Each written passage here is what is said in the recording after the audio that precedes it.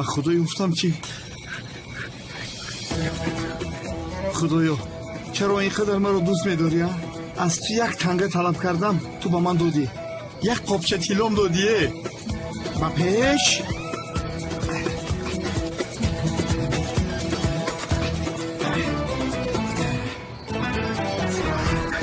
سلام علیکم. اکه شوکت ملا هجری؟ اینجا چیکار میکنی؟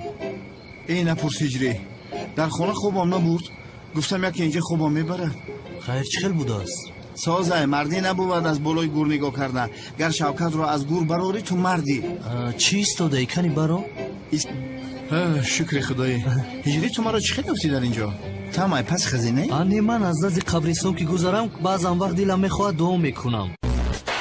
هر کسی این خانه رو ببینه آرزو میکند که انا همین خیل خانه داشته باشد و راحت کرده یانباش کرده خواب رود.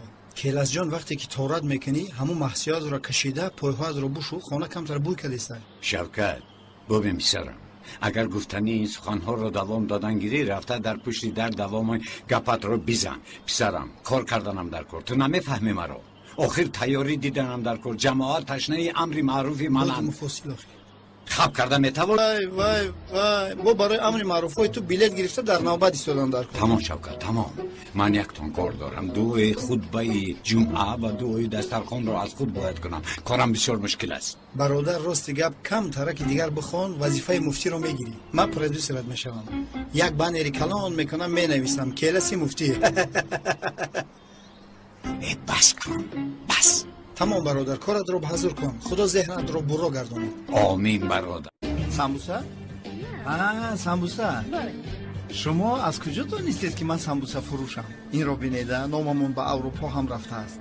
میلشو اما من دکان رو محکم کردم اما اینجا حاضر نمیدونم سمبوسه فروش در اینجا.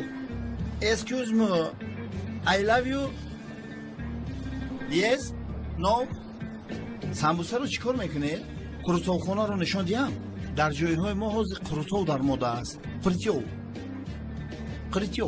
قروتو با مزه، فتح شوربه، این تمام ملی ما است. گوش کن ای دختر، بیا رقم تلفن رو با من ده، من بگاه تو رو زنگ میزنم، به یک جای میبرم که با وقت راحت میکنی. خیر؟ Excuse me, نمبر تلفن من جوانده، من توی زنگه.